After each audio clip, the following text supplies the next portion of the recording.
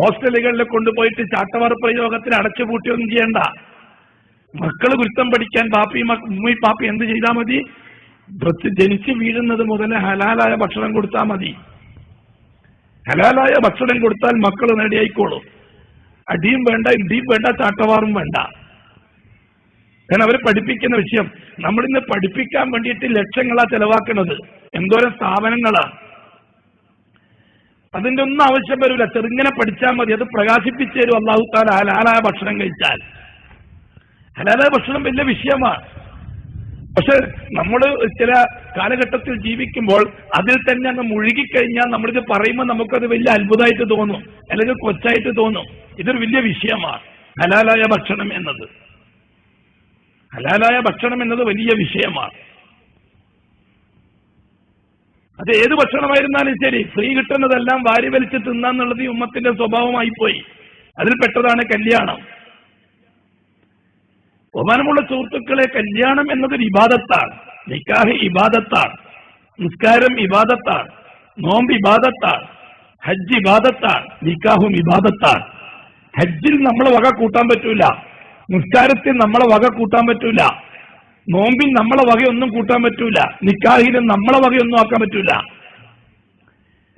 നിക്കാഹിന്റെ പേരിൽ ഒരു ഭക്ഷണമേ അള്ളാഹു അനുവദിച്ചു തന്നിട്ടുള്ളൂ. കല്യാണത്തിന്റെ പേരിൽ അള്ളാഹുവിന്റെ റസൂല് ഒറ്റൊരു ഭക്ഷണമേ നമുക്ക് അലോട്ട് ചെയ്ത് തന്നിട്ടുള്ളൂ. അത് വലീമ മാത്രമാണ്. കല്യാണത്തിന്റെ പേരിൽ ഒറ്റ ഭക്ഷണമേ നമുക്ക് അനുവദിച്ചു തന്നിട്ടുള്ളൂ ദീനുൽ ഇസ്ലാം. അല്ലാത്ത ഭക്ഷണങ്ങൾ മുഴുവനും വിദേഹത്തിന്റെ ചോറാണ്. കല്യാണത്തിന്റെ പേരിൽ മൈലാഞ്ചി എന്ന് പറഞ്ഞിട്ട് തലേന്ന് പോയി തിന്നുന്ന ചോറ് എന്തടിസ്ഥാനത്തിലാ? ഫ്രീ കിട്ടുന്നതെല്ലാം തിന്നല് ആരെ സ്വഭാവ? 4 കാലും 1 വാലുള്ള മൃഗത്തിന്റെ സ്വഭാവമല്ലേ കിട്ടുന്നതെല്ലാം തിന്നല്? മുഅ്മിനീങ്ങളുടെ സ്വഭാവമാണോ അത്? മൈലാഞ്ചിന്റെ അന്ന് ഭക്ഷണം ഉണ്ടാക്കിയിട്ട് ആൾക്കാർക്ക് തിന്നാൻ കൊടുക്കൽ നിക്കാഹുമായി ബന്ധപ്പെട്ടിട്ട് ആരുണ്ടാക്കിയ വിധേയത്താ? അല്ലാഹു റസൂൽ ഉണ്ടാക്കിയ വിധേയത്താണോ? സമ്പ്രദായമാണോ? ഫാത്തിമ ബീവിന്റെ കല്യാണം എങ്ങനെയാണോ റസൂലുള്ളാഹി നടത്തിയത്? എന്തേ ഫാത്തിമാന്റെ കാര്യത്തിൽ, കല്യാണത്തിന്റെ കാര്യത്തിൽ അല്ലാഹു റസൂലിനെ നാം ഒഴിവാക്കിയത്? നമ്മൾ ഏത് കാര്യത്തിലും അല്ലാഹു റസൂൽ പറഞ്ഞിട്ട് കൈ അനക്കുന്ന കാര്യത്തിൽ, ദിക്ർ ചെല്ലുന്ന കാര്യത്തിൽ, തസ്ബീഹ് ചെല്ലുന്ന കാര്യത്തിൽ, ഖുനൂത്ത് ഓതുന്ന കാര്യത്തിൽ, റക്അത്തിന്റെ എണ്ണത്തിന്റെ കാര്യത്തിൽ, അതേപോലെ തന്നെ സകല കാര്യത്തിൽ, അറാക്കിന്റെ കൊള്ളിന്റെ നീളം മുറിക്കുന്ന വിഷയത്തിലും കൂടി നാം സുന്നത്ത് അന്വേഷിച്ചില്ലേ? എന്തേ മക്കളെ കല്യാണത്തിന്റെ വിഷയത്തിൽ സുന്നത്ത് അന്വേഷിക്കാതെ പോയത്? എന്തേ മക്കളെ കല്യാണം ജൂതവൽക്കരിക്കപ്പെട്ടത് എപ്പോഴും മുതലായിരുന്നു? ഇതിൽ പണ്ഡിതന്മാരൊഴിവാണോ? പാമരന്മാരൊഴിവാണോ? ഉമറാക്കൾ ഒഴിവാണോ? മക്കളെ കല്യാണത്തിന്റെ ഏർപ്പാടുകൾ നമ്മളെ വക കുറെ കൂട്ടിയില്ലേ? നമുക്കെന്താ അവകാശം കൂട്ടാൻ? റസൂലുള്ളാഹി സ്വല്ലല്ലാഹു അലൈഹി വസല്ലം തങ്ങൾ ആയിഷ ബീവിയെ കെട്ടിയിട്ടുണ്ട്. ആ മക്കൾ എങ്ങനെയാണ് കെട്ടേണ്ടതെന്ന് പഠിപ്പിക്കാൻ ഈ ഉമ്മത്തിനെ. ഫാത്തിമത്തു സുഹ്റാനെ കെട്ടിച്ചിട്ടുണ്ട്. എങ്ങനെയാണ് പെമ്മക്കളെ കല്യാണം കഴിപ്പിക്കേണ്ടതെന്ന് സമുദായത്തെ പഠിപ്പിക്കാൻ. എന്തേ നമ്മൾ പ്രാവർത്തികമാക്കിയില്ല? സംഘടനയുടെ തലപ്പത്തിരിക്കുന്നവരും കൂടി ഈ വിഷയത്തിൽ ജൂതായിസം സ്വീകരിച്ചില്ലേ? കല്യാണം കുടുംബക്കാരെ കൂട്ടാനുള്ള ഏർപ്പാടാണോ? ബന്ധുക്കൾക്ക് ചോറ് കൊടുക്കാനുള്ള ഏർപ്പാടാണോ കല്യാണം? അതിന് ഇസ്ലാമുത്തിന്റെ വകുപ്പ് വേറെ ഉണ്ടല്ലോ ഇസ്ലാമിൽ. ബന്ധുക്കൾക്കും കുടുംബത്തിനും ചോറ് കൊടുക്കാൻ വേണ്ടിയിട്ട് ഇസ്ലാമുത്തിന്റെ വകുപ്പ് വേറെ ഉണ്ടല്ലോ. അത് കല്യാണം വെച്ച് കൂട്ടിക്കടിപ്പിക്കേണ്ട ആവശ്യമില്ലല്ലോ. വിവാഹം ഇത്രയും വലിയൊരു ഭാരമുള്ള ജോലിയാക്കി തീർത്തത് ആരാ? ഈ ഉമ്മത്തല്ലേ. കല്യാണത്തിന്റെ തലേന്ന് മൈലാഞ്ചി വന്നിട്ട് ബിരിയാണി ഉണ്ടാക്കി ഒരു ഉളുപ്പില്ലാണ്ട് പോയിട്ട് തിന്നില്ലേ നമ്മൾ? ഏതടിസ്ഥാനത്തിലാ തിന്നത്? അല്ലാഹു റസൂലിന്റെ മോള് ഫാത്തിമാന്റെ കല്യാണം കഴിച്ചു കൊടുത്തില്ലേ? നുബുവത്തിന്റെ അടിസ്ഥാനത്തിലും ശരീഅത്തിന്റെ അടിസ്ഥാനത്തിലല്ലേ കഴിച്ചു കൊടുത്തത്? അള്ളാഹ് നടത്തുന്ന വഹീന്റെ അടിസ്ഥാനത്തിലല്ലേ ഫാത്തിമാന്റെ കല്യാണം കഴിച്ചത്? അതോ നബി തങ്ങളുടെ സ്വന്തം ഇഷ്ടപ്രകാരമാണോ? എന്തേ റസൂലുള്ളാഹി തങ്ങൾ കുടുംബക്കാരെ വിളിച്ചില്ല? എന്തേ റസൂലുള്ളാഹി തങ്ങൾ ബന്ധുക്കളെ വിളിച്ചില്ല? എന്തേ റസൂലുള്ളാഹി തങ്ങൾ നജ്ജാശി രാജാവിനെ വിളിച്ചില്ല? എന്തേ മുഖക്കിസ് രാജാവിനെയും ഹിക്കൽ ചക്രവർത്തിയെയും വിളിച്ചില്ല? എന്തേ ഔസ് ഖദ്റജ് ഗോത്ര തലവന്മാരെ വിളിച്ചില്ല? എന്തേ ബനു നദീർ ബനു കൈനുക്കായ ഗോത്രക്കാരെ വിളിച്ചില്ല? നമ്മൾ വകുപ്പുണ്ടാക്കുക അല്ലേ? ഫാത്തിമത്തിന്റെ കല്യാണത്തിന്റെ അന്ന് ഈ നേതാക്കന്മാരെ വിളിക്കാമായിരുന്നില്ലേ നിങ്ങൾക്ക്? എന്നിട്ടൊരു പ്രസംഗം കാച്ചാമായിരുന്നില്ലേ? നമ്മൾ ഇസ്ലാമിന്റെ തലപ്പത്തിരിക്കുന്നവര് പന്തലം കെട്ടി പോത്തിനേർത്ത് വെളുത്ത പന്തലം കെട്ടി പോത്തിനേർത്തി ബിരിയാണിയും വെച്ച് തിരുവനന്തപുരം തൊട്ട് കാസർഗോഡ് വരെയുള്ള സകല കൊമ്പന്മാരെയും വിളിച്ച് ബിരിയാണി തീറ്റിക്കുമ്പോൾ അഷ്റഫുൽ ഖൽക്കിനെയും ഫാത്തിമാനെയും ഒന്ന് ഓർക്കാമായിരുന്നില്ലേ? ഓർത്തോ? നമ്മൾ ഓർത്തോ? എന്തെല്ലാം അനാചാരങ്ങളാണ് ഇസ്ലാമിന്റെ വലപ്പത്തൊടിക്കുന്നവർ കല്യാണത്തിനുണ്ടാക്കി തീർത്തത്. ബഹുമാനപ്പെട്ട സഹോദരങ്ങൾക്ക് മോളെ കല്യാണം കഴിച്ചിട്ടുണ്ട്. അപ്പൊ നമ്മൾ ചോദിച്ചേക്കാം, മൗലവി സാഹിബെ ഞങ്ങൾക്ക് വലിയ കുടുംബമാണ്, വലിയ ആൾക്കാരുള്ളതാണ്, വലിയ ശിഷ്യന്മാരിലുള്ളതാണ്, വലിയ ആൾക്കാരുള്ളതാണ്, അപ്പൊ കൂടാണ്ട് ചെയ്യോ? അപ്പൊ റസൂലുള്ളാഹി തങ്ങൾ പാവം ആഫ്രിക്കയിൽ നിന്ന് നാട് കടത്തിയിട്ട് വന്നത്. തങ്ങൾക്ക് കുടുംബമില്ല, അഷ്റഫുൽ ഖൽഖിന് ബന്ധുക്കളില്ല, അഷ്റഫുൽ ഖൽഖിന് തറവാട്ടുകാരനല്ല, അഷ്റഫുൽ ഖൽഖിന്റെ മോള് ഫാത്തിമാക്ക് വേണ്ടപ്പെട്ടവരാരുമില്ല.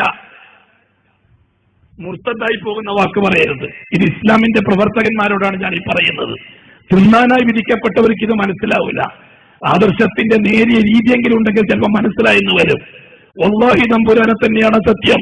കല്യാണത്തിന്റെ പേരിൽ നമ്മൾ ഉണ്ടാക്കിയ വിദേഹത്തിന്റെ ചോറാണ് ഇതൊക്കെ. നാളെ ആഖിറത്തിൽ വിദേഹത്തിന്റെ ചോറിൽ മറുപടി പറയേണ്ടി വരും.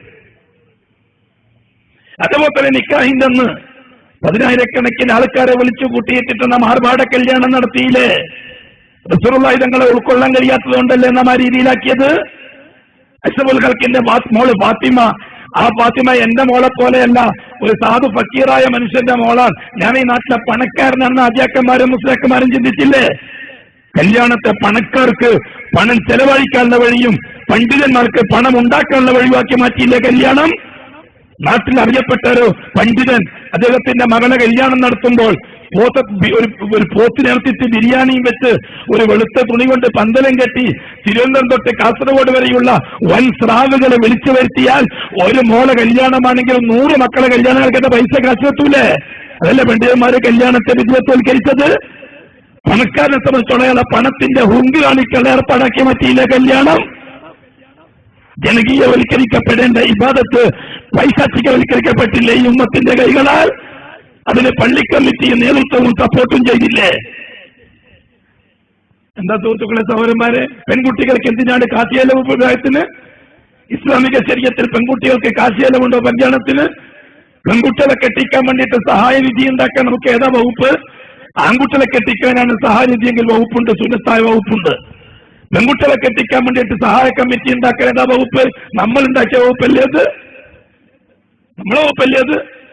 സാധുക്കളായ പെൺകുട്ടികളെ കെട്ടിക്കാൻ വേണ്ടിയിട്ട് കമ്മിറ്റി ഉണ്ടാക്കി, എന്നിട്ട് പണപ്പിരിവ് നടത്തി. അത് ആൺകുട്ടികൾക്ക് വേണ്ടിയാണ് പിരിച്ചതെങ്കിൽ സുന്നത്ത് കിട്ടൂലായിരുന്നോ? പെൺകുട്ടിക്ക് വേണ്ടി പിരിക്കാൻ ഏതാ വകുപ്പ് ഇസ്ലാമില്? ഇസ്ലാമിക ശരീഅത്തിൽ പെൺകുട്ടികളെ കല്യാണം നടത്താൻ എന്താ ചെലവ്? 5 പൈസന്റെ ചെലവ് ഇസ്ലാമിക ദൃഷ്ടിയ പെൺകുട്ടികളുടെ ചെലവിലില്ലല്ലോ.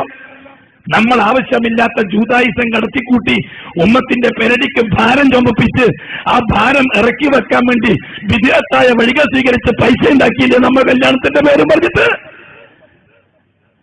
ഇപ്പോഴെന്താ അഷ്റഫുൽ ഖൽഖിന്റെ ശരീഅത്തിന് വിവാഹം ഒരു പരിപാടി ഖത്തീർ സാഹിബ് വന്നിട്ട് ബിസ്മില്ലാ അൽഹംദുലില്ലാ സവൈതുക വാങ്കഹതുക കൊടുങ്കയത്തിലേക്കൽ ഫാത്തിഹ, എല്ലാം ക്ലിയറായി, എല്ലാ ഹറാമും ഹലാലായി, എല്ലാ വിദേഹത്തും സുന്നത്തായി.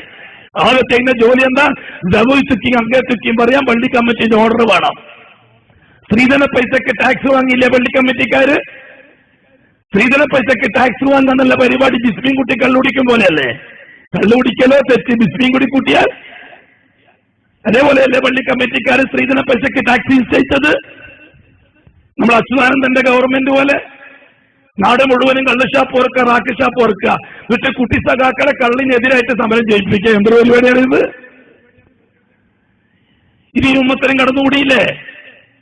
റസൂലുള്ളാഹി സ്വല്ലല്ലാഹു അലൈഹി വസല്ലം തങ്ങൾ മോക്ക് 15 വയസ്സ് പ്രായം, പ്രിയപ്പെട്ട മോള് ഫാത്തിമക്ക് 15 വയസ്സ് പ്രായം. നുബുവത്തിന്റെ 1-ാം കൊല്ലമാണ് ഫാത്തിമ ജനിച്ചത്. നുബുവത്തിന്റെ 15-ാം കൊല്ലമാണ് മോളെ കല്യാണം. ഹിജ്റയുടെ 2-ാം വർഷം മദീനയിൽ വെച്ച്.